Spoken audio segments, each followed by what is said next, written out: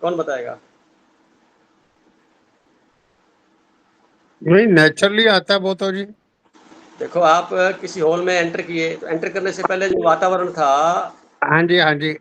और हॉल में आपने 2 घंटे बिताए, उसके बाद में दूसरी तरफ से जो एग्ज़िट पॉइंट है दूसरी तरफ है, वापस इधर से नहीं है, दूसरी तरफ से है। जी। उसमें आप जब निकले, तो वातावरण में फ़र्क पड़ा? पड़ता है जी। क्या फ़र्क पड़ता है? जैसे अंदर कुछ बातें होती हैं, कुछ उसका असर होता है, जब बाहर निकलते हैं कोई चीज और होती है।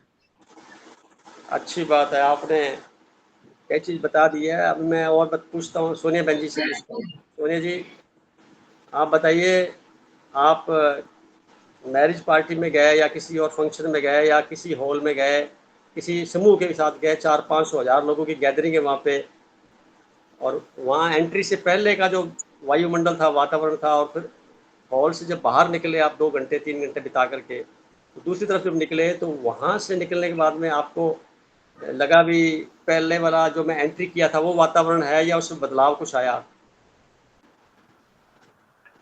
सर ये डिपेंड करता है, जैसे अब हमारी मन की स्थिति कैसी है। अगर हम दृढ़ हैं एकदम से, हम हमारा नेचर ही ऐसा हो चुका है, हर सिचुएशन में हम ढल चुके हैं, हम बस हमने अपना स्वभाव ही आनंद वाला बना लिया, तो हम सबको पॉजिटिव वाइब्रेशंस देके आएंगे, सबको दुआएं देके आएंगे, तो हमें कोई फर्क नहीं पड़ेगा कि कहीं से भी हम निकल रहे हैं कुछ है। जैसे गए वैसे के वैसे, मतलब आनंद में ही वापस आएंगे, दुआओं दे के और लेके। तो हमें तो इतना ही पता। दोनों के आंसर बहुत अच्छे हैं, पुरुषोत्तम जी ने भी कहा और आपने भी कहा। अब इसको अपने ऐसे समझते हैं कि मृत्यु से पहले और मृत्यु के बाद।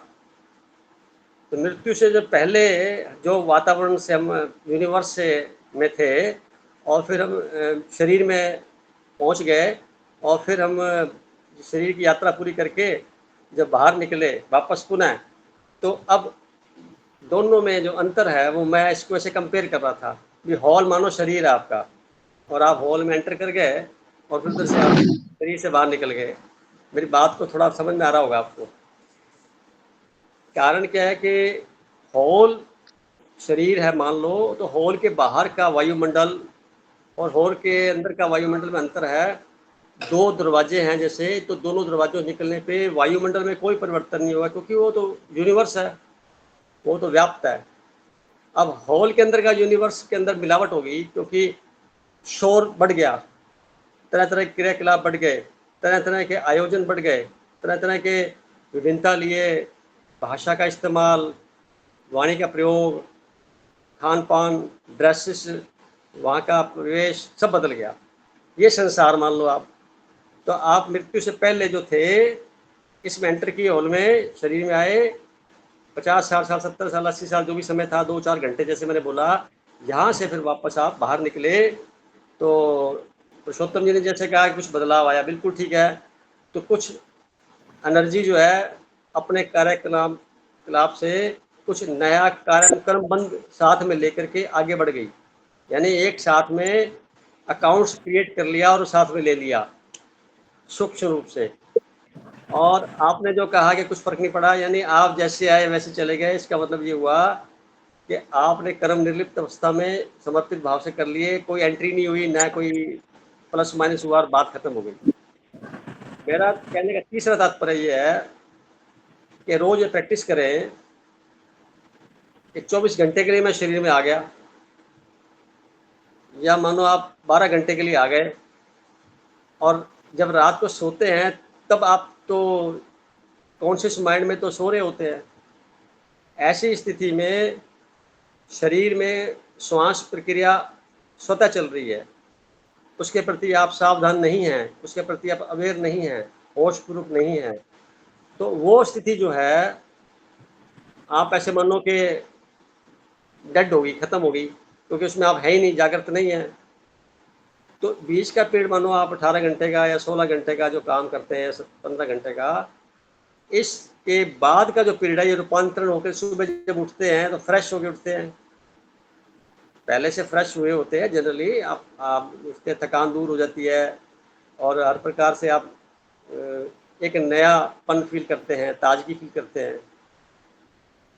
कहने का भाव ये हुआ, मृत्यु से पहले और मृत्यु के बाद का जो वातावरण है वो लगभग एक जैसा ही है। यानी शरीर में हमें टेम्परेरी तौर पे है, और जब तक है शरीर के अंदर, तो ऐसा माना अनुभव करना चाहिए ध्यान के माध्यम से कि हम शरीर समेत यूनिवर्स के अंदर हैं, क्योंकि यूनिवर्स से जुड़ा हुआ कनेक्शन है ना हमारा। यात्रा है शरीर से शरीर की, 99.99% लोग यही कर रहे हैं। शरीर के तल पर जी रहे हैं, शरीर के तल पर मर जाते हैं। एहसास ही नहीं हो पाता कि शरीर के बाहर का वातावरण, यानी उस हॉल के बाहर का वातावरण जहाँ से मैं एंटर हुआ था और पुनः मुझे वापस उसमें जाके सम्मानित होना है, इस बिंदु, दो बिंदु के बीच की जो दूरी है, ये जीवन है जिसमें हम श्वासों के माध्यम से हर पल महसूस कर सकते हैं, रोजाना महसूस कर सकते हैं। एक श्वास हमने लिया, अंदर गया, यानी हम इस हॉल के अंदर आ गए, श्वास छोड़ा, हम हॉल के बाहर चले गए। अब आपको एक नया कंसेप्ट दे दिया गया है हॉल वाला। बड़ा आसान सा समझ में आने वाली बात है। ध्यान के माध्यम से अगर आप अपने आप को रोजाना प्रैक्टिस करते हैं कि हॉल के अंदर है, हॉल के बाहर आ गए, हॉल के अंदर है, हॉल के बाहर आ गए, तो एक क्षण ऐसा आ जाएगा, शरीर अलग है, मैं अलग हूँ। ये दोनों के बीच की जो क्या बोले ग्लोटिंग, यानी जो इनके सीलेंट है जिससे चिपका हुआ है, यानी नारियल कच्चा है और वो अपने खोल से चिपका हुआ है, तो नारियल पक गया, खोल से अलग हो गया, वो स्थिति में रूपांतरण करना है। कोई भी चीज न तो कम हो सकती है न बढ़ सकती है, जो जैसी है सिर्फ रूपांतरित हो सकती है। एनर्जी का अथाह भंडार, थर्मल पावर से बिजली आ रही है, 100 वाट के बल्ब से लेकर के 1000 वाट 10,000 वाट तक के बल्ब जल रहे हैं, मशीनें चल रही हैं, सारे वर्किंग काम हो रहे हैं, इंडस्ट्री चल रही है, बिजली एक ही है, बिजली एक ही है, रूप अलग अलग बदल गए, उपकरण अलग अलग बदल गए, इसलिए वही इलेक्ट्रिसिटी डिश वॉशर में बर्तन धो रही है, वही इलेक्ट्रिसिटी जो अपने क्लॉथ साफ करने के लिए मशीन आती है, वॉशिंग मशीन, उसमें जा रही है, वही मिक्सी में जा रही है, वही ओवन में जा रही है, वही गैस में जा रही है, वही सब जगह जा रही है। एनर्जी एक, एनर्जी एक, एनर्जी एक, और रूपांतरण अनेक, और पुनः जो प्रोडक्शन बना उसका परिणाम निकले, वो पुनः वापस रूपांतरण होने के लिए तैयार हैं। यानी एनर्जी को हमने ख़त्म नहीं किया, न कर सके, न क्रिएट किया, वो एक लेवल है, लेवल मेंटेन रहता है। हमें सीखना ये है, समझने की बात ये है कि श्वासों के माध्यम से उस एनर्जी को, जो मैं स्वयं में हूँ, यात्रा हमारी उस एनर्जी से एनर्जी के बीच की है, शरीर से शरीर की यात्रा, शरीर से मन और बुद्धि की यात्रा। मन और बुद्धि जो है ये क्रिएट होते हैं जब हम हॉल के अंदर एंटर कर जाते हैं। जैसे ही हॉल से बाहर जाते हैं तो वो दोनों गायब हो जाते हैं, और जिसे हम एनर्जी बोलेंगे, आत्मिक एनर्जी, आत्मा या सोल, या कह सकते हैं कि पॉइंट एनर्जी, वो वैसी की वैसी रह जाएगी, वो वैसी वैसी मिल जाएगी। उसका खुद का जो योगदान था वो उसने किया, और उसके बाद पुनः उस, जैसे आपने कोई अप्लायंस को बंद किया तो एनर्जी वापस उसमें चली गई जहाँ से उसका आने का था। तो अपने आप को इस एनर्जी के रूप में देखते हुए, होल की कल्पना करते हुए, अगर लंबे गहरे श्वास लिए जाएं तो आपको याद रहेगा कि मैं तो वास्तव में ये हूँ। अपना परिचय प्राप्त हो जाएगा, अपने से साक्षात्कार हो जाएगा, अपने पास बैठने की विद्या सीख लेंगे, अपने पास विचरण करना, अपने आप को समझना शुरू हो जाएगा। हो गया है तो बहुत अच्छी बात, नहीं तो ये जो मैंने आज एक नई बात बताई है, इसको बेसिक पॉइंट लेते हुए श्वासों के माध्यम से।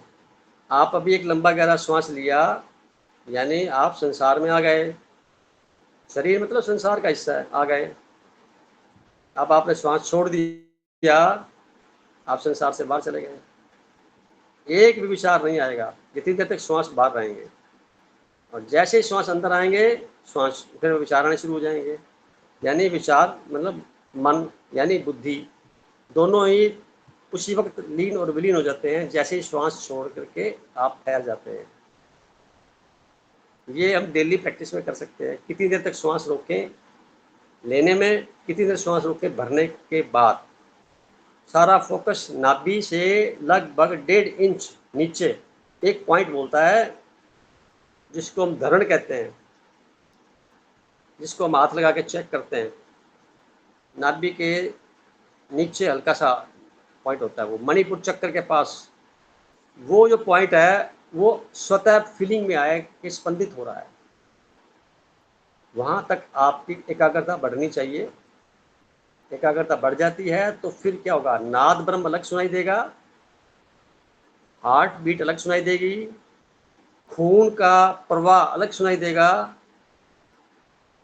और नाभिक का स्पंदन अलग सुनाई देगा। इसके अलावा और गहरे उतरेंगे तो विचार जो चल रहे हैं या आ रहे हैं उसकी स्पीड भी धीरे धीरे आपको पता लग जाएगी। तो ऐसी स्थिति में इतने एकाग्रता हो जाती है, कुछ भी अवस्था में बोला गया, वो व्यक्त किया गया, वो पूरे यूनिवर्स में एज इट इज चला जा कर के फलीभूत होने के लिए तैयार हो जाता है।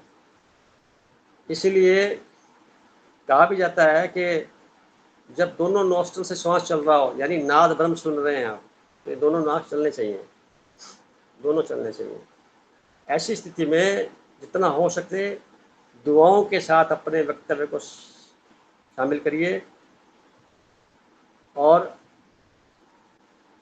एक खास बात, सच जो होता है ना, जितना भी सच बोलते हैं हम लोग, वो कभी भी व्यक्त नहीं किया जा सकता। आप अपने अनुभव को एज इट इज व्यक्त नहीं कर सकते, क्योंकि शब्द छोटे हैं, उसके इर्द गिर्द बात कर सकते हैं। झूठ को या सच के अलावा जो कुछ भी है उसको व्यक्त करने के लिए हमारे पास पर्याप्त डिक्शनरी है, पूरा शब्दकोश है। ये सारा संसार उसी में उलझा हुआ है। झूठ को परिभाषित करने के लिए सच के बैनर तले, सच को परिभाषित आज तक कोई कर नहीं पाया, ना हो पाएगा। ये मेरा खुद का सोचना है कि मैं क्या सोचता हूँ, क्योंकि सच्चाई को आप देख सकते हैं इंद्रियों से, महसूस कर सकते हैं अपने विजन से, अंदर के जितने भी आपके ऑर्गन हैं उनसे महसूस कर सकते हैं। जैसे गर्मी महसूस करते हैं, सर्दी महसूस करते हैं, सच को महसूस कर सकते हैं, क्योंकि ये डिवाइन है। डिवाइन का एक एक अनुभव को आप इसी रूप के अंदर भी व्यक्त करने में असमर्थ हैं, क्योंकि इसके लिए जो भाषाएं बनी हुई हैं या बनेंगी वो मनुष्यों के द्वारा तैयार की होंगी। मनुष्य सच्चाई से थोड़ा सा सेकंड नंबर पर है, तो पूर्णतः को व्यक्त नहीं कर सकता। उसी के तहत जितना कुछ भी आज तक बोला गया है, लिखा गया है, मैं भी बोल रहा ही हूँ, इसमें अंततः सुधार की गुंजाइश बरकरार है। अब हम सब लोग शोध करने वाले हैं। जब किसी चीज़ को मान लेंगे तो हमारी शोध खत्म हो जाएगी उसी वक्त। तो हमारी शोध को ख़त्म नहीं करना, डेली नए प्रयोग करने हैं। श्वासों के माध्यम से नया नया आयाम आपके सामने है। हर तीसरा श्वास, हर दूसरे श्वास में कैसे है, किस नोस्ट्रल से आ रहा है, क्या क्या हो रहा है। अगर आपका चिंतन दिन भर में कुछ समय के लिए भी इस ओर जाता है, यकीनन आप बहुत भाग्यशाली लोगों की लिस्ट में हैं, जो इस धरती पर रह करके, इस हॉल में रह करके अपने आप को व्याप्त शोर, हॉल के अंदर जब जाते हैं तो शोर ही तो है वहाँ पे, कोई स्पष्ट चीज़ सुनाई देती है? कोई चीज़ स्पष्ट सुनाई नहीं देती, क्योंकि शोर में ध्यान किसी का होता नहीं, अपने में खोए रहते हैं। ऐसा ही करते हुए जब हम कहें कि पता नहीं क्या गाना बजा था, हमें मालूम नहीं, हम अपने में मस्त थे। तो क्या होगा, जो अकाउंट्स लेकर के आए हैं 500 की संख्या, उसको आप धीरे धीरे आप कंज्यूम करेंगे और करके अपने इच्छा के अनुसार हॉल के एंट्री से जा सकने में समर्थ है, जिसको अंतिम जीवन कह सकते हैं, अंतिम यात्रा का पड़ाव कह सकते हैं, अंतिम दौर तक कह सकते हैं, अंतिम क्षण कह सकते हैं, जैसा भी आपको लगे ये मेरा जन्म अंतिम ही हो।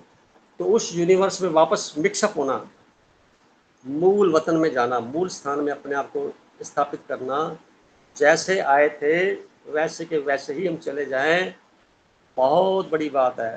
सोनिया जी, आपने बहुत अच्छा कहा और इस बात को 22 मिनट हो गए हैं। मैं चाहता हूँ कि थोड़ा टॉपिक बदला जाए और कामरा भाई साहब का, रवि कामरा जी का, केंद्रा जी का। सर मैं कुछ पूछना चाह रही थी बोलिए बहन जी। कि आपने जो भी अभी अभ्यास बताया या इस हॉल में अभी तो हम लोग इस हॉल के अंदर है, तो इस हॉल में रहते हुए निर्लिप्त रहने का अभ्यास करना है ना, मतलब अनछुआ रहने का अभ्यास करना, इसमें रहते हुए भी उसमें लिप्त नहीं रहना, अपने आप को वो स्थिति लाएंगे तो बाहर जाने में भी हम उसी अवस्था में जा सकेंगे। तो ये पूछना था कि हम तो अभ्यासरत हैं अभी, पर फिर भी क्या इसके लिए कोई समय लगता है अपने को, या मतलब एक कुछ समय लगता है, या बहुत जल्दी ये हो जाता है ये अपने आप आपकी को इस ये तरह से आपकी निर्लिप्त करना? ये आपकी चॉइस का विषय है, इसको मैं और एक्सप्लेन कर देता हूँ। उस हॉल में कोई 20-25 स्टॉल लगा रखे हैं, जहाँ पे नमकीन तरह तरह की बन रही है, स्नैक्स बन रहे हैं, मिठाइयाँ बन रही हैं, भोजन बन रहा है, तरह तरह के विभिन्न प्रकार के खाद्य पदार्थ, ड्रिंक्स वगैरह सब कुछ है। मैं आपसे पूछता हूँ, आप अपने परिवार के साथ यात्रा कर रहे हैं, अंदर ही है, उसके अंदर पूरे परिवार के सभी लोगों के साथ है, क्या आप वो खाएंगे जो आपका परिवार खा रहा है, या आप अपने आप को वो खाना चाहेंगे जो आपके अंतर आवाज़ में लग रहा है कि मुझे ये खाना है या नहीं खाना है? इसका जवाब मुझे दीजिए पहले तो। नहीं, अब तो पहले की बात तो नहीं बोलूंगी, पर अब तो वो स्थिति है कि मुझे जो खाना मैं वही खाऊंगी, मैं बिल्कुल परिवार को नहीं देखती, क्योंकि चाहे पहले तो कुछ भी बोले मुझे कोई। आपका जो शारीरिक चेहरा है ना, मुझे दिखाइए आप, ताकि कुछ विशेष यहाँ से बैठ करके मैं आपके लिए कुछ वरदान दे पाऊँ, कुछ समझ पाऊँ जो मुझे समझ में आता है। आपने बंद किया हुआ है, ये लाइन आपने कीमती बोली कि मैं वो खाऊंगे जो मुझे अच्छा लगेगा। ओके, तो यहाँ बात ये आ गई कि आप अपने इंद्रियों के ऊपर राज कर रहे हैं, यानी आप मालिक हैं, तभी तो ऐसा कर पाएंगे। दूसरा पक्ष, अगर आप देख करके मेरे पति क्या खा रहे हैं, मेरे बेटा क्या खा रहा है, मेरा ये कौन खा रहा है, वो कैसा खा रहा है, उसको देख करके उनकी नकल के अनुसार लेना चाहेंगे या उनके आग्रह पर लेना चाहेंगे या जैसे वो चाहेंगे करो, तो आपने अपनी निजता खो दी। आपने अपनी निजता खो दी। जब आपने निजता खो दी, वो क्षण आपका शोरगुल में तब्दील हो गया, वो क्षण संसार में चला गया, वो सारा क्षण आपका संसार में लिप्त हो गया। आप अपनी निजता में रह रहे हैं, अपनी मर्जी के मालिक हैं। वो मालिक का नाम कहाँ से प्राप्त होगा? आपको अंतःकरण की आवाज़ सुनने की पता लग गया है, उससे कनेक्ट हो गए हैं, अपने आप को अंतःकरण की आवाज़ के साथ में एक मेंटोर की हैसियत से सुनते हुए आप काम करेंगे, तो आपका जीवन खुशनुमा बना रहेगा। कारण जो खुशी मिलेगी उस खाने में वो आपको मिलेगी, वो आपकी चॉइस है। अगर वो दूसरे के द्वारा दिया जाता है या किसी को देख के खाया जाएगा तो वैसा टेस्ट आपको नहीं आएगा। बहन जी, सहमत है इस बात से?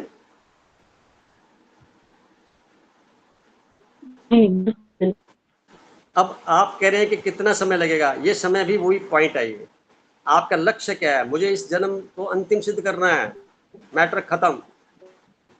इसके लिए बिल्कुल। हर पल आपको अंतःकरण की आवाज सुनने का अभ्यस्त होना चाहिए।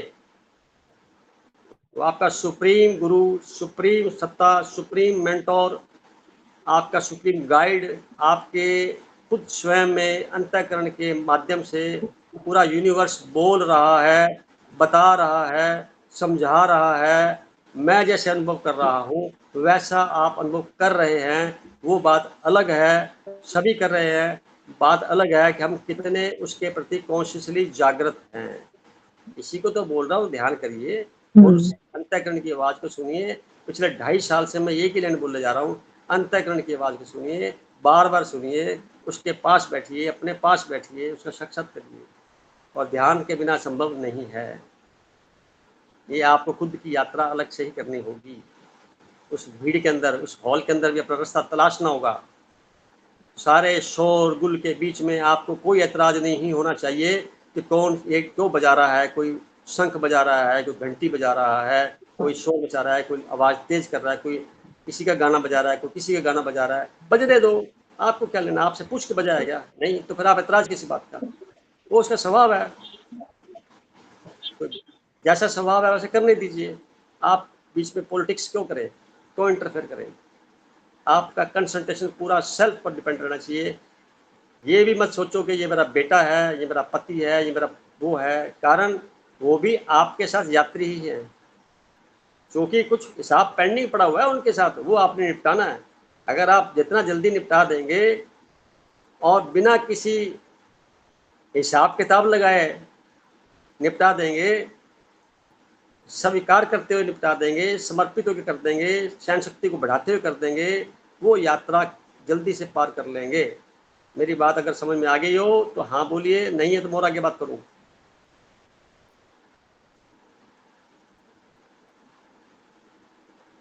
चलो, लगता है दोबारा ज्वाइन फिर तो कोई रोक टोक करना ही नहीं है। यदि खाता हमको खत्म करना है तो हमको कुछ बोलना ही नहीं है, इसका मतलब ये हुआ। नहीं, यहाँ थोड़ा शब्दों को थोड़ा सा चेंज करिए। जी बोलना न बोलना सारा आपका मैटर है। आपकी जो रिएक्शन की जो रिएक्शन का तरीका है वो सबका अलग अलग होता है। आप रिस्पोंड करिए, रिएक्शन की जगह पे रिस्पोंड बोलने का मतलब ये होता है आप उसको इग्नोर या उसको छोड़ दीजिए या उससे पिंड छुड़ा लीजिए या भगा दीजिए, ऐसा नहीं। उसको करने दीजिए, परंतु उसका आपके ऊपर असर नहीं पड़ना चाहिए। थोड़ा पेशेंस रखना पड़ेगा इसके लिए आपको। मान लो वो भी नहीं कर पा रहे हैं आप, तो अपनी योग्यता को बढ़ाइए, श्वास लंबा गहरा ले लीजिए, वो आ जाएगी, डेवलप शक्ति डेवलप हो जाएगी। और यकीन करो, मैं आपको बार बार कह रहा हूँ सभी को, लंबा गहरा श्वास लेने से विकट परिस्थितियां भी छोटी हो जाएंगी, क्योंकि सुप्रीम गाइड आपको गाइड कर देगा। पर लंबा गहरा श्वास लिया होगा तब। वो श्वास हमारा यहाँ तक जाना चाहिए, नाभि के थोड़ा ऊपर, ये जो पसलियाँ होती हैं यहाँ तक लगभग 10-12 इंच तक जाना चाहिए छोड़ते वक्त, और नाभि हिलती रहनी चाहिए। आप कोई निर्णय में जाइए, सबको स्वीकार करिए, कोई परिस्थिति हो हाँ कह दीजिए, देखिए उसके परिणाम क्या गजब के निकलते हैं। शर्त यह है कि आप अपने पर फोकस करिए, आप सामने वाले फोकस नहीं करेंगे। आप जैसे ही आपकी एनर्जी सामने वाले पर जाएगी तो एनर्जी फ्लो वहाँ हो जाएगी। अगर आप अपने फोकस कर लेंगे कि मैं सुप्रीम सत्ता, तो आपकी एनर्जी आप तक रह जाएगी और अंदर उसके एक्शन शुरू हो जाएगा। बहन जी, बात समझ में आई या मैं आगे बढ़ूं? सर आपने अल्टर बता दिए, मतलब बस ये है कुछ ना करेंगे उतना ये आपके ऊपर डिपेंड करता है, किसी का पैरामीटर आपके पास है। आप चाहें अपने जीवन को संवार सकते हैं, आप नहीं चाहें अपने जीवन को जैसे चल रहा है लगभग 70% तक ये ऐसे चलता रहेगा, वो चेंज अपने आप होते चले जाएंगे, एस्ट्रोलॉजिकली बात करूँ तो। और कोई भी फार्मूला, कोई भी विद्या, कोई भी कानून, कोई भी लिखित में जो कुछ भी है उसमें अंततः सुधार की गुंजाइश बरकरार है। ये सब के सब जानकारियां हैं और हम सब लोग मैं अपने अनुभव को बता रहा हूँ, ये मेरी तरफ से अनुभव है, विजडम है, अप्लाई कर रहा हूँ, परंतु आपके लिए जानकारी है। अब इसको कैसे आप इस्तेमाल करते हैं ये आपके ऊपर डिपेंड करता है। मैं बहुत ही सच्चाई की प्रकाष्ठा पर जाके बातें करने वालों को इस बात कर रहा हूँ। कोई ठप्पा नहीं है कि मैं बोल रहा हूँ, बुलवाया जा रहा है। नहीं, मेरा समझ कोई में दावा आ नहीं रहा है है कि सर, मैं बहुत कर अच्छे से समझ में आ रहा है। मेरा बहुत कोई दावा बहुत नहीं है कि गहरी मैं बात, बहुत बड़ा समझ में इंटेलिजेंट आ हूँ, रही है। कुछ नहीं है, बहुत सब कुछ हो गहरी रहा है। बहुत गहरी बात, बहुत गहरी बात। आज का ये जो सेशन है बहुत यादगार रहेगा, क्योंकि कमरे वाला, हॉल वाला जो सीन है वो आपको मैंने क्रिएट किया है। इसको आप मद्देनजर रखिए कि मैं इस कमरे में हूँ, जिसकी 2 आँखें हैं, एक नाक लगा हुआ है, एक मुँह है, 2 कान हैं, 2 हाथ हैं, जैसे रोबोट होता है ऐसे मान लीजिए। और इलेक्ट्रिसिटी से प्लानिंग के द्वारा हम आ रहे हैं, क्योंकि हमारे पास एक चिप लगी हुई है, उस चिप का सहयोग से आ रहे हैं। लंबा गहरा श्वास लेने की तरफ ही फोकस होना चाहिए जब तक दिन भर में कार्यक्रम करें। मेरे को लगता ये है कि सारे के सारे अपना जीवन को बेहतर बनाते हुए कुछ समय बाद जब बात की जाएगी, इसी प्रयोग के द्वारा आगे चलेंगे, तो आप कहेंगे बस बहुत हो गया।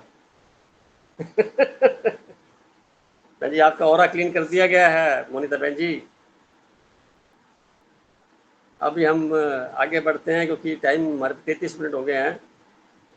रवि किन्नरा भाई साहब का स्वागत है, लाइन पर आए भाई साहब।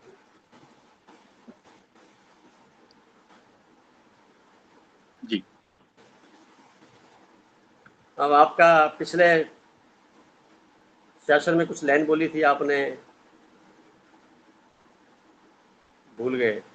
मुझे याद नहीं। बहुत अच्छी बात है। मैंने वो जिक्र किया था गरिमा के लिए हाँ कि आधा घंटा हम गरिमा को देंगे। हाँ, मैं चाहता हूँ बीच में किसी क्वेश्चंस हो तो पहले ले लिया जाए। अभी जो वार्तालाप की गई है जी उसके बाद फिर बाकी टाइम उस पर लगाएंगे। जी। सभी सभी से अगर एक कोई मन में बात आ रही हो, जो मैंने अभी आज की चर्चा आधा घंटा लगाया है, इस पे कहीं भी आपको लगता है कि कुछ बात रह गई है, तो मैं जानना चाहता हूँ, उसको आगे कंटिन्यू करूँ। सर मेरा एक था कि जैसे कभी कभी शरीर तो है ना ये हमारा, कभी कभी ऊपर नीचे हो जाए, और जब शरीर साथ नहीं दे रहा होता है उस समय श्वासों वाला अभ्यास बहुत सरलता से नहीं किया जाता है, तो उस समय के लिए हमको क्या करना चाहिए? बहुत अच्छी बात कही है, बहुत कीमती बात है। इसका जवाब भी इतना कीमती मिलेगा आपको कि आप सुन के हैरान रह जाएंगे। सुनिए बड़े गौर से। जब भी ऐसा लगे मेरा शरीर साथ नहीं दे रहा, तो जिस तरह से श्वास आ रहा है ना आपका, जिस नॉस्ट्रल से श्वास आ रहा है, उसको दबा दीजिए, बंद कर दीजिए। 4-5 मिनट तक दूसरी तरफ से श्वास लीजिए, जब तक कि श्वास स्वतः उधर से दूसरी तरफ चेंज ना हो जाए, यानी श्वास की डायरेक्शन को बदलना। अगर आपने कर लिया 3-4-5 मिनट में हो जाएगा, और जैसे ही होगा दर्द गायब हो जाएगा, और बार बार करेंगे तो दर्द सदा के लिए गायब हो जाएगा। कोई मेडिसिन की जरूरत नहीं है। बात पकड़ में आई कि नहीं आई? जी बहुत अच्छे से समझ आई। जिधर से श्वास आ रहा है आपका और लग रहा है मेरे दर्द है, तो उस तरफ के श्वास को बंद कर दीजिए। आप श्वास लीजिए, दूसरी तरफ से लीजिए, वहीं से छोड़िए। धीरे धीरे क्या होगा, 2-3 मिनट में, 5 मिनट में मैक्सिमम, वो श्वास चेंज हो जाएगा। इस प्रोसेस के दौरान जहां पे दर्द था, आपका अटेंशन उस दर्द पे जाएगा। आप 100% समझिए वो दर्द गायब हो गया। कर पाएंगे ये जो मैंने बताया? जी कितना सरल तरीका बता दिया आपको, बिना दावा मेडिसिन कुछ का। और तो और बात तो बस चेंज करना है, श्वास बदल दो, इधर से कर दो, इधर से वाले इधर कर दो। कर क्यों? इसमें लॉजिक क्या है? हमारा जितने से श्वास चल रहा होता है, वो आधा हिस्सा हमारा एक्टिव होता है, बाकी एक प्रकार से इनएक्टिव होता है। जब आप श्वास बदलेंगे हाँ तो दर्द कहाँ हो रहा है? जी इनएक्टिव वाले पार्ट पे हो रहा है। एक्टिव वाले पार्ट पे दर्द नहीं हो रहा होगा, ध्यान रखना। तो हमने क्या किया, एक्टिव वाले पार्ट को दबा दिया अच्छा और इनएक्टिव वाले को शुरू करने का भरसक प्रयास किया। इसको बोला प्राणायाम बोलते हैं, प्राणायाम किया। तो वो आयाम करने से वहां पे जहाँ रुका हुआ कुछ भी है, वात पित्त कफ का कुछ भी असर है बॉडी में, वो वहां से न्यूट्रलाइज हो जाएगा। न्यूट्रलाइज प्रॉपर नहीं हो पाएगा तो कुछ कम जरूर होगा। बार बार के अभ्यास में वो जितना गहरा होगा उतने परतें साफ होती जाएंगी उसकी, और धीरे धीरे करके you will be cured by your self. ये बहुत बड़ी टेक्निक का क्वेश्चन उजागर हो गया आज मेरे से बात, जब आपने ये क्वेश्चन छड़ के किया। जी ठीक ठीक है। परमात्मा सुपर हीलर, हम सुपर हीलर भी हैं।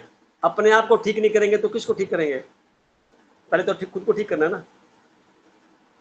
मजा आ रहा है बहन जी आपको? आज लग रहा है कुछ कुछ बात आ गई आज सी हुई आज? हाँ जी जी बिल्कुल, हर बार लगता है, हर बार अच्छा लगता है। मेरे को भी अच्छा लग रहा है बताते हुए। चलो अभी किन्ना भाई साहब से बात करते हैं, या और किसी का प्रश्न है तो बोलो। महावीर भाई साहब से बात करेंगे, आपकी तरफ से कोई भाई साहब बात हो तो, क्योंकि बहुत दिनों बाद आप आए हैं। मैंने एक और एक ही संडे मिस किया है। हाँ भाई, एक हमें तो संडे बहुत तो लगता है, हमें बहुत लगता है एक तुम संडे चले जाते तो आप। बस एक बात मैं कहना चाहूँगा, जो 2-3 वीक पहले बात की थी, रवि जी ने कहा था कि भाई जो बात आपने वर्कशॉप में बताई थी, उन्होंने वो कहीं पे पढ़ी थी।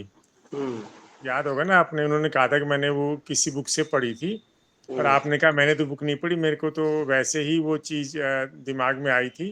आपको ऐसा याद हो तो हाँ वो था देखने की कला, हाँ एक टॉपिक था, कैसे देखना है हमें, इन टोटलिटी में देखना है। वो जो 13 आपने दिन लास्ट नहीं, लास्ट वो लास्ट जो वो आपने तेरा बनाया था ना, वो 13 व्रत बनाए थे जो यस 13 व्रत हम उन बनाए थे। 13 व्रतों की व्याख्या कर रहे थे, और मध्य में जो केंद्र बिंदु बनाया था हम अब उसकी आप व्याख्या, भाई साहब उसकी रिकलेक्ट बात करें। कर। हाँ, तो रवि जी ने कहा था कि उन्होंने किसी की बुक से पढ़ा था वही चीज जो कि आपने बताई थी, और आपने कहा कि मैंने पढ़ी नहीं थी, मुझे वैसे ही वो चीज अपने ध्यान में ही आई थी, या मेरे को automatically it dawned on me. तो मैं इसमें एक ही चीज कहना चाह रहा था कि 2 सोर्सेज होते हैं भाई, चीजें सीखने के या ज्ञान प्राप्त करने के। या तो जिन्होंने पहले अनुभव किए उनकी हम बुक्स पढ़ें, उनसे सुने, उनसे सीखें, एक तो ये है। दूसरा ये है कि हम खुद मेडिटेशन में जाएं तो वो चीजें अपने आप ही हमारे अंदर उतरना शुरू हो जाएंगी। आप सही कह सकते हैं, आप सही कह सकते हैं।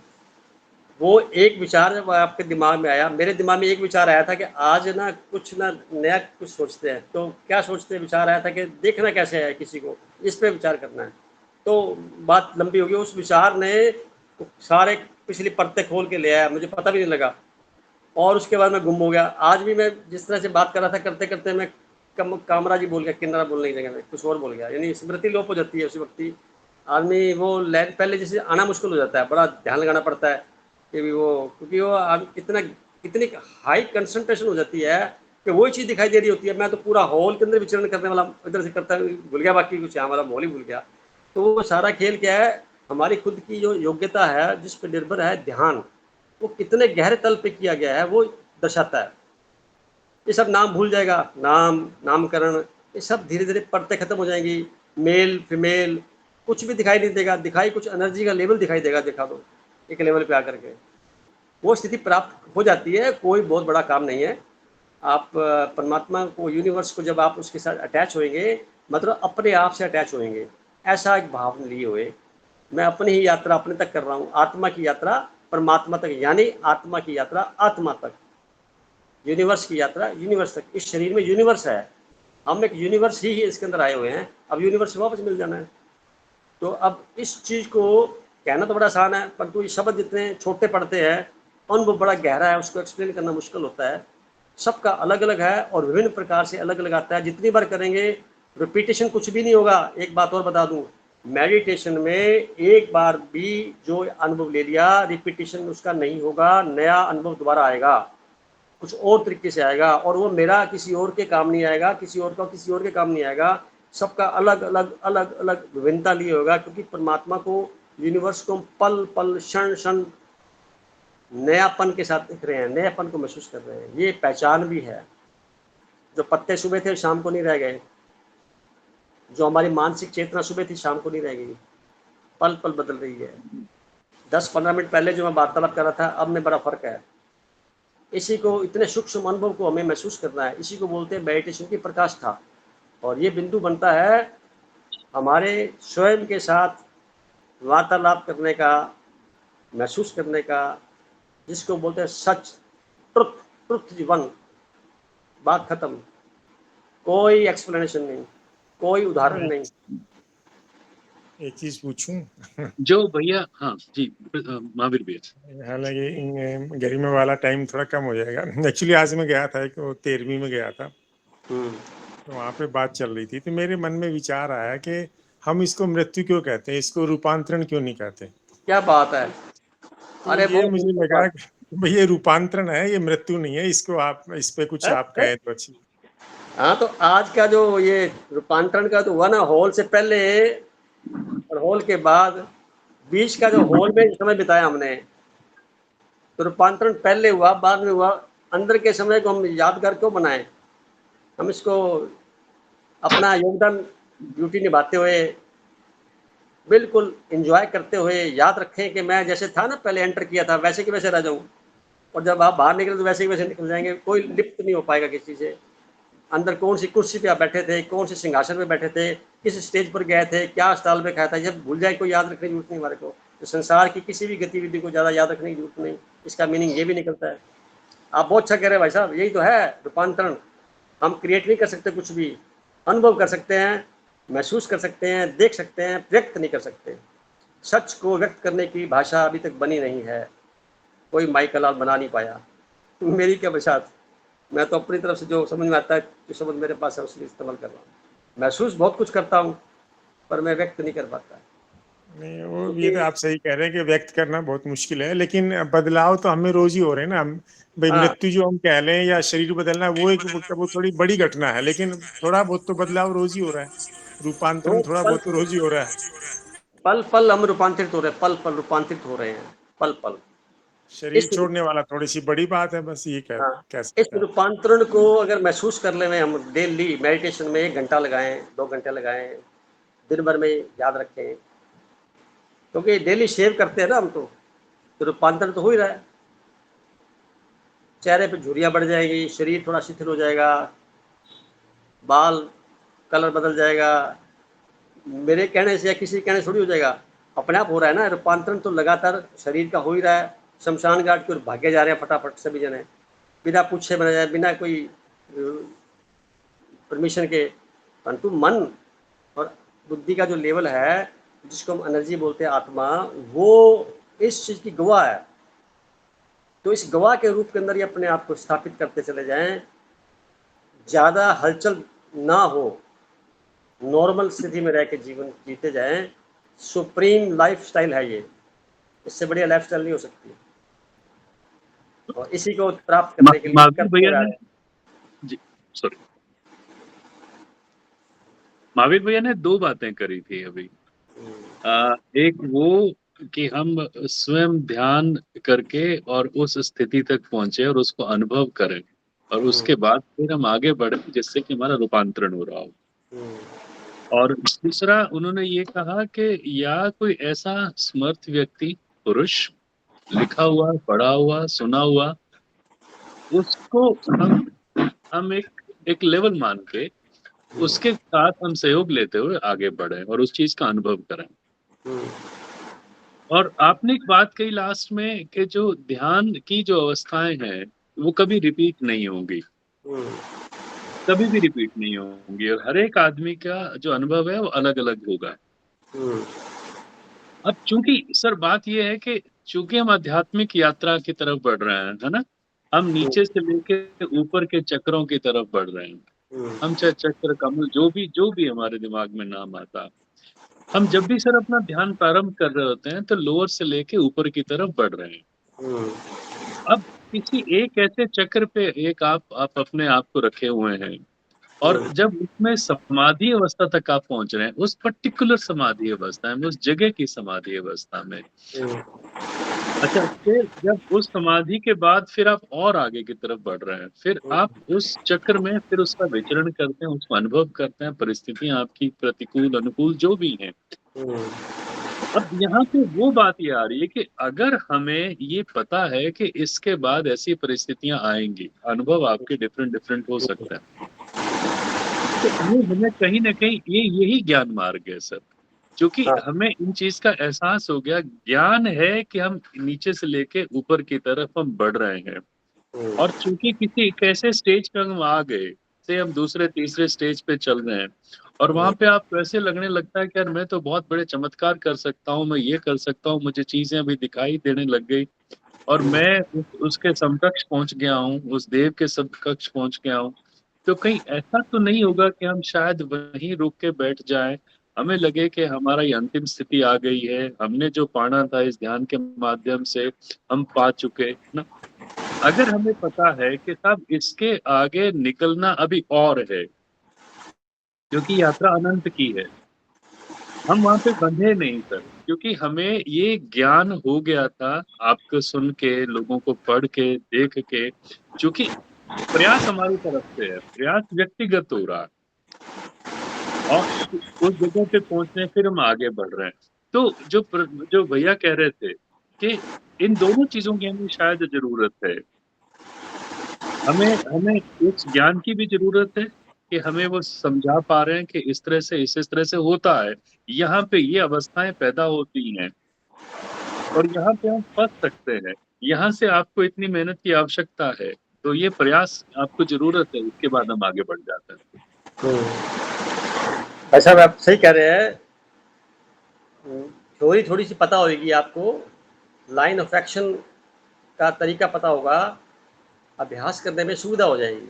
बस इसीलिए बुक्स बनी है, इसलिए लिटरेचर बना है, इसलिए धरती पर कई तरह के लोग आते हैं, कई तरह के लोग आते हैं। कुछ लोग व्यक्त नहीं कर पाते, व्यक्त जो नहीं कर पाते वो संतों की श्रेणी में चले जाते हैं।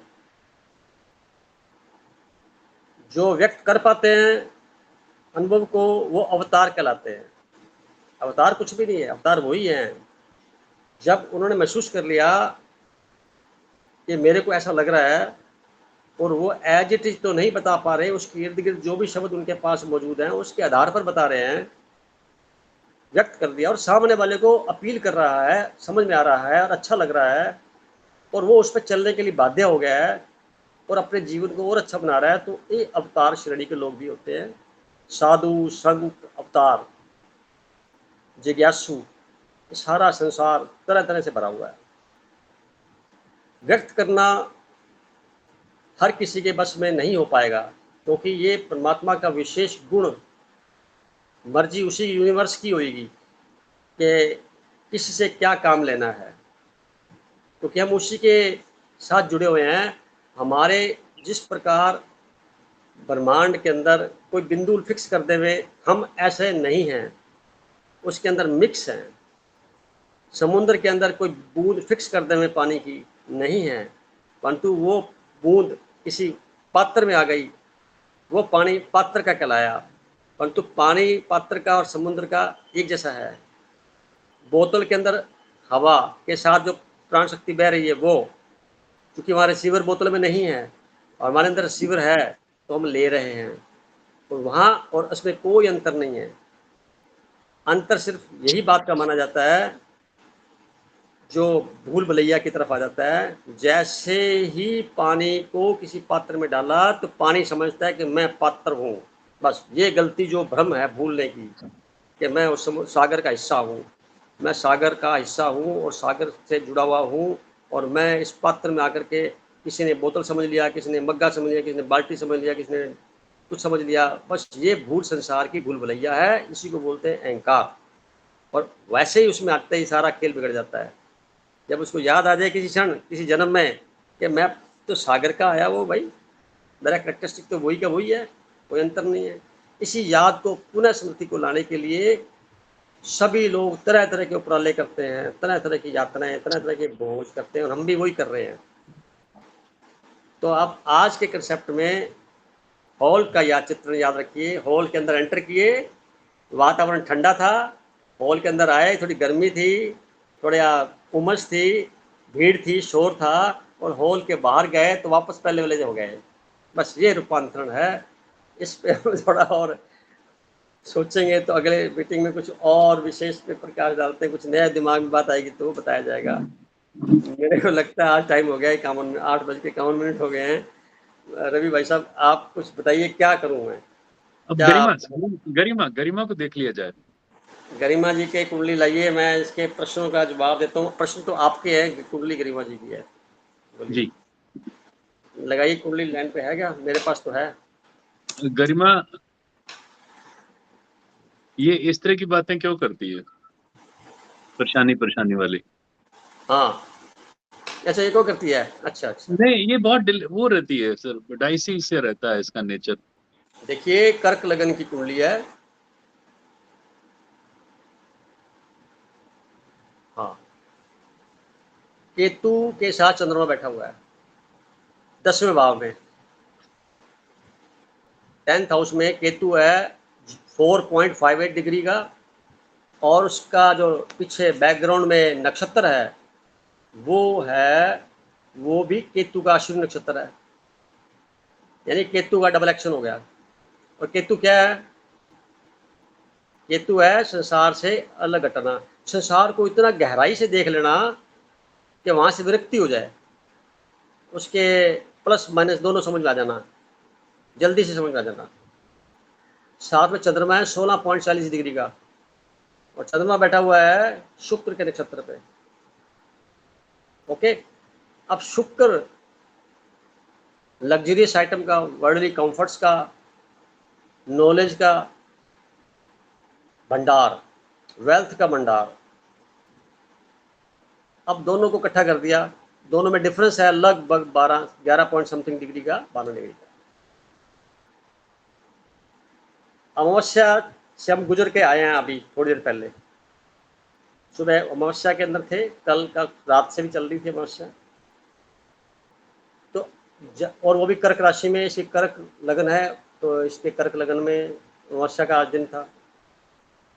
अमावस्या का जब दिन होगा या पूर्णमासी का जब दिन होगा, एक दिन पहले एक दिन बाद में, और वो दिन 6 दिन महीने के अंदर जब आएंगे, तो चंद्रमा की जो पोजीशन है वो स्वतंत्र नहीं रह जाती, वो बंधन में आ जाती है। किसके? सूर्य के। सूर्य के साथ तो बस खत्म, सूर्य जैसे चाहेगा वैसे होगा काम, उसकी मर्जी से तो नहीं होने वाला। सूर्य देख रहा है तो वहाँ काम ज़्यादा अच्छे होंगे जो संभाले नहीं जाएंगे। अमावस्या वाले दिन तो अंडर एस्टिमेट होंगे, पूर्णमासी वाले दिन ओवर एस्टिमेट हो जाएंगे।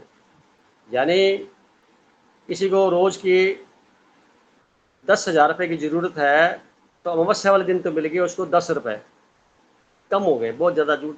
10,000 चाहिए थे, 10 रुपये मिले हैं, 100 रुपये मिला है, काम ही नहीं बना मेरा, तो मज़ा नहीं आया। और पूर्णमासी वाले दिन क्या होगा, 10,000 की जगह पे 10 करोड़ मिल जाएंगे। यार मैं क्या करूँ इस पैसे का, मेरा दिमाग घूम गया, मैं क्या करूँ, कैसे खर्च करूँ, बस यानी ओवर हो गया, वो उधर अंडर हो गया। इन दो स्थितियों के अंदर इसका जीवन चलता है, क्योंकि केतु के साथ चंद्रमा बैठा हुआ है। अब देख लेते हैं कौन से ग्रह की दृष्टि है इसके ऊपर। दृष्टि में देखें तो राहु इसको देख रहा है। राहु क्या करता है, 2 कदम आगे ले जाके 1 कदम पीछे ले आएगा, इसको भगा रहा है, नहीं नहीं संसार ठीक है, बहुत बढ़िया है, बहुत शानदार, चलो आगे, बहुत एंजॉय करो, ये लाइफ ऐसी होनी चाहिए, वैसी होनी चाहिए, सब कुछ होना चाहिए। परंतु केतु कहता है 2 कदम जाने के बाद वापस पीछे बैक कर लग जाती है कि नहीं यार तो गलत हो रहा है काम, सारा ठीक नहीं है ये। चिंतन दोबारा, रिपीटेशन, यानी कि ओवर थिंकिंग बोलेंगे, एक्सेस थिंकिंग बोलेंगे। और दूसरी बात, मंगल ग्रह की दृष्टि पड़ रही है चंद्रमा पे और केतु के ऊपर 3rd हाउस से 8वीं दृष्टि, बस एक ग्रह की दृष्टि पड़ रही है, और शनि ग्रह की पड़ रही है 8वें घर से 3री दृष्टि। मंगल शनि की दृष्टि पड़ रही है किस पे, चंद्रमा पे और केतु पे। अब मंगल की जब दृष्टि पड़ती है वो फास्ट तरीके से निर्णय लेगा, फटाफट काम कराएगा। शनि ब्रेक लगा देगा, नहीं यार रोको यार, थोड़ा सा। जो फास्ट काम होंगे शरीर के लिए ठीक है, जो स्लो काम होंगे वो आलस्य वाले काम हो जाएंगे। तो ऐसे निर्णय, यानी कि क्या हुआ, गफलत होगी, इसको बोलेंगे स्ट्रीम लाइन में दिमाग नहीं है, मेंटल पोजीशन स्ट्रीम लाइन में नहीं है। रिसर्च करने लगेगी तो गहरी रिसर्च कर देगी, यानी कि जरूरत से ज़्यादा अच्छा काम हो जाएगा, और नहीं कर पाएगी तो लगेगा यार बिल्कुल ही काम नहीं हुआ, यानी बैलेंस तो नहीं हुआ ना, इसको बोलेंगे मेंटल पोजीशन बैलेंस में नहीं है। तो उसी वजह से ओवर थिंकिंग ज़्यादा होती है या थिंकिंग नेगेटिव हो जाती है। मैं अमावस्या वाली बात को बोलूँगा नेगेटिव, और पूर्णमासी वालों बोलूँगा पॉजिटिव। ये बीच की स्टेज का तो एवरेज तो है ही नहीं। शनि जब देखेगा 8वें घर से तो वो कहेगा ठीक है संसार को छोड़ दो, कोई लेना देना नहीं है, बस खत्म हो, बस ठीक है मैं अकेले ठीक हूँ, बस बढ़िया है, मुझे कोई ज़्यादा बात नहीं करनी किसी से, बस ठीक है। मंगल कहेगा नहीं नहीं चलो यार आगे वो काम करना है। राहु देखेगा नहीं भागो जल्दी करो, वो देखो वो पड़ोसी क्या कर रहा है, वो क्या कर रहा है, कंपेरिजन में आ जाएंगे ये। उसके वजह से इनके जीवन में उथल पुथल रहेगी। अब आगे देखते हैं दशा कौन सी चल रही है। दशा चल रही है चंद्रमा में शुक्र की, और वो चल रही है 30 जून 24 से लेकर के 28 फरवरी 26 तक। इन लगभग 2.5 साल का समय पड़ा हुआ है। ये शुक्र की दिशा क्या करेगी, शुक्र इनका बैठा हुआ है लगन में, 11th हाउस का लॉर्ड होकर के लगन में बैठा हुआ है। और वर्तमान में मैं देखूं तो बृहस्पति जो है ट्रांजिट के अंदर वो 11th हाउस में ट्रांजिट कर रहा है। शुक्र पे उसका कोई देखने का एस्पेक्ट नहीं है, परंतु नेटल चार्ट में जुपिटर बैठा हुआ है 5th हाउस में वृश्चिक राशि पर। वो अपनी 5वीं दृष्टि से 7वीं 9वीं दृष्टि से इस शुक्र और सूर्य को देख रहा है जो इकट्ठे बैठे हैं। अब शुक्र और सूर्य इकट्ठे बैठना ये एक प्रकार का योग भी है और दुर्योग भी है। शुक्र बैठा हुआ है 28.40 डिग्री पे और सूर्य बैठा हुआ 29.47 डिग्री पे, यानी कंबस्ट हो गया शुक्र ग्रह। शुक्र ग्रह की जो एट्रीब्यूट्स थे वो क्या हो गए, कंबस्ट हो गए, यानी सोने के पिंजरे में किसी को पक्षी को कैद कर देना। एक पंडित को शराब की दुकान में सेल अफसर बना देना। जो शराब खुद पी नहीं सकता पर शराब की स्मेल के अंदर वो है। एक डायबिटिक पेशेंट को बहुत बड़े स्वीट हाउस का मालिक बना देना और कहना तू सेल कर, यानी सारा उसके पास है, इस्तेमाल नहीं कर सकता। शुक्र होता फूल, सूर्य के सामने चला गया, फूल की जो लालिमा थी, हालांकि उसी से तो पैदा हुआ वो, परंतु फिर भी वो उसका भरपूर इंजॉय इंडिपेंडेंटली नहीं कर पा रहा। शुक्र बैठा हुआ है मरकरी के नक्षत्र पर, यहाँ राहत भी है। मित्र मंडली, जितने भी मित्र मंडली दोस्त हैं, फ्रेंड सर्कल है, आसपास के लोग हैं, रिश्तेदार हैं, राहत मिलेगी, वहाँ से बचाव मिलेगा, छतरी मिल गई उसको। बृहस्पति देख रहा है तो वो एक अलग प्रकार से इसके जीवन को प्रोटेक्ट किया हुआ है कि बहुत ज़्यादा ये फूल मुरझा ना जाए, तो इसको वो पूरा वरदान भी दे रहा है।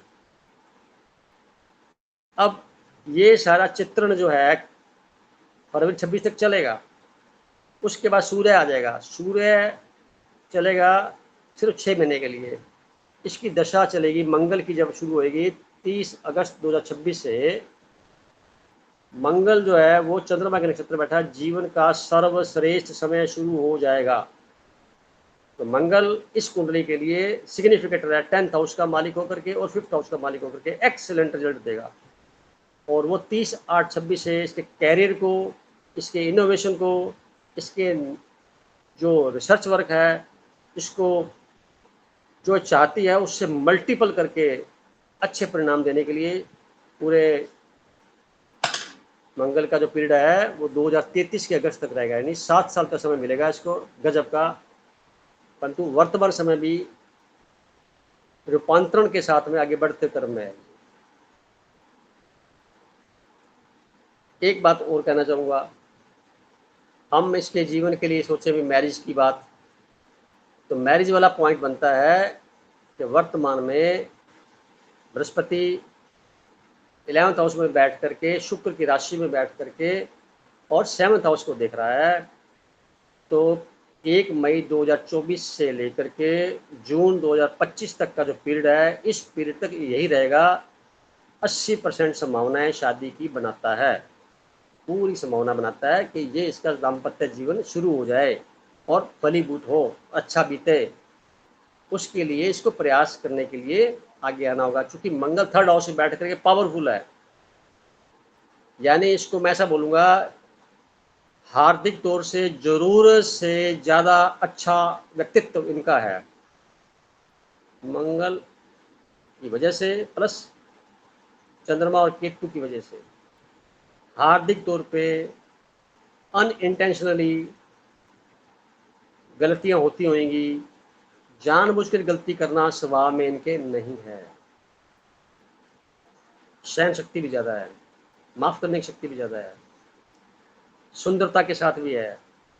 परंतु कुछ ग्रहण लगा हुआ है, यानी दूध का गिलास हमारे हाथ में है, केसर डला हुआ है, उसमें मलाई भी है, ड्राई फ्रूट्स भी डले हुए हैं, बड़ा सुंदर सा टेस्ट है उसका, परंतु गलती से चीनी की जगह पे नमक डल गया।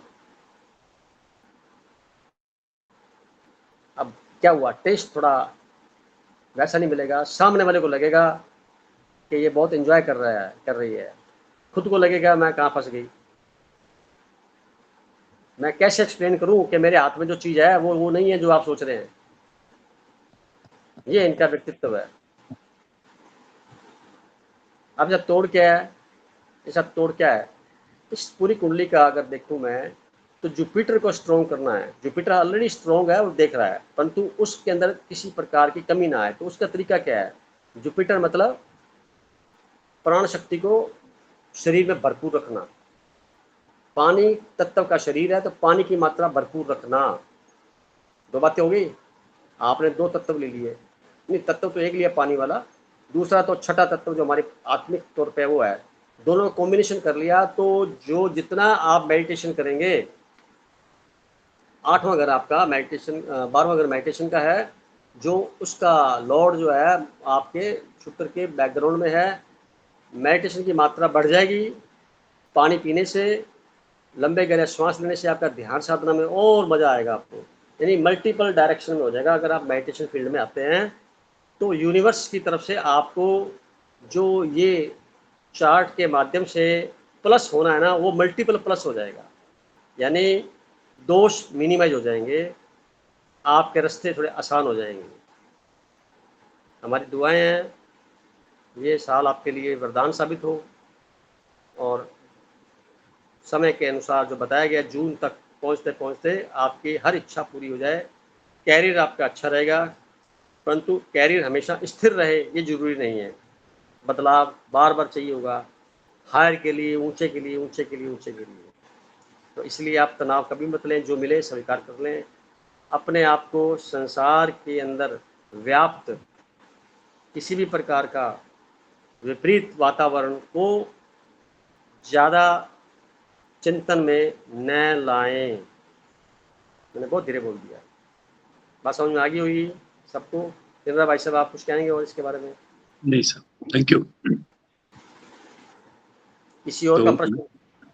बस गरिमा को अपने में कॉन्फिडेंस रखना चाहिए, है ना सर? मेरा भी देखो जी। सर मैं अपने लिए कुछ पूछना चाह रही थी। आज समय हो गया। सर मैं अपने लिए कुछ पूछना चाह रही थी। मैं आज 71 के अंदर एंटर हो गया। अरे बहुत बहुत बधाई हो साहब, आप अगली बार देखेंगे। आज तो हम ये देख रहा था, इस बच्ची का था किन्नर साहब की फरमाइश। कल मेरा बर्थडे था 3 तारीख का। आपका बर्थडे कभी नहीं था, आपका शरीर जन्मा था। बार बार कहता हूँ, जब हम इस चैनल में बैठे हों तो आध्यात्मिक यात्रा को आध्यात्मिक तरीके से देखिए। शरीर आपका था, 71वें साल में आ गया है। ये ऐसा मानिए आपने 71 साल तक इस धरती को देखा, आकाश को देखा, पर आकाश कितना देखा आपने इतने सालों में? कभी गौर किया है कितने मिनट, कितने घंटे देखा, कितने दिन देखा आकाश को आपने? हाँ, चुप होके बैठ गए, अब आप बात ही नहीं जवाब दे पाए। आप आज एक निर्णय लीजिए, मेरा अगला जो साल है 72 साल में प्रवेश करूं, इससे पहले मेरा मैक्सिमम समय जब भी बचत होगी, मैं आकाश को देखूंगा, आकाश के बारे में सोचूंगा, इस यूनिवर्स के बारे में सोचूंगा। धरती के बारे में ध्यान नहीं करना, वो बहुत सोच लिया आपने, बहुत परोंठे खा लिए, मक्खन खा लिया। अब आकाश की ठीक है।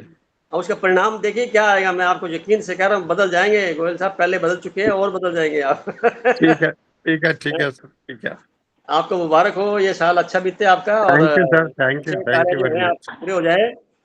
Thank you sir. एक बात ध्यान रहे, मुस्कुराहट जिस हंसते हंसते बात कर रहे हैं, ये हमेशा सस्ती रहनी चाहिए, ऐसी ही रहनी चाहिए। बिल्कुल अच्छी रहेगी जी। और गुस्सा आपका इतना कीमती हो जाए कि बड़ा बहुत खर्च करके गुस्सा दिलाया जाए आपको, ऐसे व्यवहार बन जाए। ठीक है सर, ठीक है। और कोई बात किसी के मन में? ठीक है सर, थैंक यू। गरिमा जी, आपको कुछ समझ में आ रहा है? सर मैं जानना चाह रही थी सर कुछ अपने बारे में, क्योंकि पिछले समय से स्वास्थ्य बहुत बुरी तरह बिगड़ा था, तो वही आपसे पूछना चाह रही थी मैं अपने लिए। और जैसे हम 28 साल से वेट कर रही थी सर मैं प्रमोशन के लिए, तो फिर कुछ ना कुछ स्टे लग रहा है बार-बार कोर्ट से, तो वो बाधित हो रहा है हमारा प्रोसेस। वही 26 पूछना था बस। 26 जून से क्या हुआ, शनि ग्रह रिट्रोग्रेड हो गया, यानी कि कुंभ राशि में रहते हुए पुनः उसका नक्षत्र बृहस्पति का है इस वर्तमान में, वो पुनः जो है मकर राशि की ओर जा रहा है। कुछ पेंडिंग काम रह गए थे इसलिए पीछे जा रहा है, कोई बात नहीं, ये 15-16 नवंबर के आसपास पुनः मार्गी ऑनलाइन हो जाएगा, आपका कार्य उसके दौरान हो जाएगा। जी 2025 ठीक के जून से थैंक पहले आपका कार्य हो जाएगा। अब इस टॉपिक को दोबारा आप रिपीट नवंबर के बाद ही करना। जी और जब हो ठीक जाए स्वास्थ्य के लिए जब हो स्वास्थ्य जाए के लिए पूछ जब रही हो थी। जाए तो सबको मिठाई खिला देना। हाँ जी, स्वास्थ्य के लिए पूछी थी सर, ऐसे कुछ विशेष जैसे आपने बोला था मुझे कि जून 24 तक आपका ठीक हो जाएगा स्वास्थ्य, जैसे पिछले साल बताया था आपने, तो अभी बहुत बुरी तरह स्वास्थ्य खराब हुआ था, तो थोड़ा-सा मतलब संभलने में वक़्त लग रहा है। देखिए, मैंने कुछ बात उसके लिए कुछ भी बात के साथ में कुछ एफर्ट्स भी तो किए जाते हैं ना। अब आपने एफर्ट्स में कोई वैसी योगदान नहीं दिया होगा। अगर आप योगदान, जैसे मैंने आज कहा आपको श्वास बदल लीजिए 5 मिनट करके 10 मिनट करके, जैसे भी श्वास बदलेंगे, अब जितना योगदान देंगे ना उतना ही तो आपको फायदा होगा। कह देने भर से थोड़ी काम चलता है। ठीक। मैं थोड़ा सा लास्ट की बात खत्म करते हुए आज की मीटिंग को करता हूँ। एक सज्जन था, वो डॉक्टर के पास जाता था कि जी मेरा स्वास्थ्य ठीक है, मेरा को क्या बीमारी चेक करो, वो टेस्ट करते और उसको मेडिसिन लिख देते, ये मेडिसिन ले लेना 15 दिन के बाद आना, ठीक हो जाएंगे। अब क्या करता, वो दूसरे डॉक्टर पर चला गया, उसने भी टेस्ट उस कराया, उसका भी मेडिसिन लिख के दे दी उसको, फिर तीसरे डॉक्टर पर चला गया, फिर चौथे के पास चला गया, ऐसे करते करते 10-12 डॉक्टर पर चला गया। उसके बाद 15 दिन के बाद में उसने ना शहर में जगह जगह बोलना शुरू कर दिया, सारे डॉक्टर बेकार हैं, मेरे इतने रुपए खर्च करा दिए, टेस्ट करा करके इतनी दवाइयाँ लिख दी और मैं पागल हो गया हूँ, समझ में नहीं आ रहा क्या किया जाए। वो तो जगह जगह जाता और ऐसे करता, और डॉक्टरों तक खबर पहुंची, पत्रकार लोग पहुंचे, यार क्या बात है, वो बंदा सभी डॉक्टरों की बुराई कर रहा है जगह जगह जा करके। तो डॉक्टर ने कहा तुम्हारा पैसे खराब कर देगा। उन्होंने मीटिंग की, इस बार क्या करते हैं, इकट्ठा करके बुलाते हैं इसको और हम 15 दिन का ट्रीटमेंट हमारे सुपरविजन में करेंगे। तो डॉक्टर ने सलाह की, 10-12 डॉक्टर इकट्ठे हो गए, टीम बनाई और उन्होंने उस आमंत्रण हाथ जोड़ के किया भी तो हमारे सुपरविजन में रहे, हम तेरे को ठीक करके भेजेंगे, ताकि तेरे मन से जो दुआएं निकल रही हैं, बदुआएं निकले वो ना निकले। तो वो कहता ठीक है, चला गया। अब जैसे ही गया तो वो उन्होंने पूछा कि तेरे को हमने ये दवाई लिख के ली थी, क्या दवाई तो मैंने ली नहीं। दूसरे से पूछा दवाई तो लिखी थी, क्या हुआ, कि मैं दवाई ली नहीं। यानी 15 डॉक्टरों से इलाज करवा लिया, इलाज का डायग्नोज करवा लिया, पर दवाई किसी की नहीं ली, दवाई किसी की नहीं ली। और ऐसी स्थिति में वो ठीक कैसे हो, तो उनको पता लगा दवाई तो ले नहीं रहा, सिर्फ प्रिस्क्रिप्शन लिखवा के चला जा रहा है। तो इसका मतलब क्या निकला, हमने सुन लिया, समझ लिया, पढ़ लिया, शरीर से हमने इसका इस्तेमाल नहीं किया, मन से इस्तेमाल नहीं किया, तो जो बोला हुआ था सारा व्यर्थ हो गया। बस इन्हीं शब्दों के साथ बोलूँगा कि जितना सुने उसको उसी तरह से हम इस्तेमाल करें। यकीनन यूनिवर्स हमारे साथ है, जिसको हम परमात्मा कहते हैं, सारे कार्य स्वतः से होते चले जाएंगे। कुछ कमी रह गई है तो समझ लेना चाहिए कि हमारे एफर्ट्स में कुछ कमी रह गई है, हमें एफर्ट्स बढ़ाने होंगे, अपने आप को थोड़ा और इम्प्रूव करना होगा। कोई देख रहा है, कोई हमें इस तरह की प्रेरणा दे रहा है, हर तरफ से हम लोग सक्षम हैं, सारे कार्य सरलतापूर्वक हो जाएंगे, ऐसा महसूस करते हुए अपने जीवन को जीना चाहिए। आज का जो वक्तव्य है मैं यहीं समाप्त करता हूँ, सभी की शुभकामनाओं के साथ। सबका जीवन सफल बीते, अच्छा बीते। जितना कुछ बोला गया अभी, इस बोलने करने में, बताने करने में कुछ कमी रहेगी, क्षमा प्रार्थी। और जो कुछ भी हुआ है यूनिवर्स में चला गया है, ये एज इट इज अपना काम करेगा, वैसे का वैसा वातावरण बनेगा, हमारा जीवन सबका सफल होगा। हम उस यूनिवर्स के, यूनिवर्स हमारा, हम खुद यूनिवर्स में, अपने आप को बड़ा मानते हुए फैलाव लीजिए कि मैं उस यूनिवर्स में, यूनिवर्स हमारे में, हम उसके गर्भ में, हम उसकी पालना में, हम उसकी गोद में, हम उसके साथ में आत्मसात करते हुए ऐसा भाव के साथ में अपना आज कुछ देर मेडिटेशन करने के बाद में जब सोने जाएं ऐसा भाव लेके सोएं, सुबह फिर आप अपने दूसरे कार्यों में लिप्त रहें। इन्हीं दुआओं के साथ सबका जीवन सफल हो, खुश रहे। निवेदन करूं? बोलो भाई साहब, बोलिए। आपने जो अभी बात की ना, ये बिल्कुल सही है कि हम सुन ज्यादा रहे हैं और अमल कम कर रहे हैं। तो मुझे लगता है मार्गदर्शन ज्यादा हो रहा है और ऑपरेशन कम हो रहा है। तो इस पे नेक्स्ट टाइम विचार करें, बस इतना ही मुझे कहना है। बहुत अच्छी बात है। बहुत सब शुक्रिया, शुक्रिया। एक बार धन्यवाद। ओम शांति, ओम शांति। ओम शांति। Thank you sir.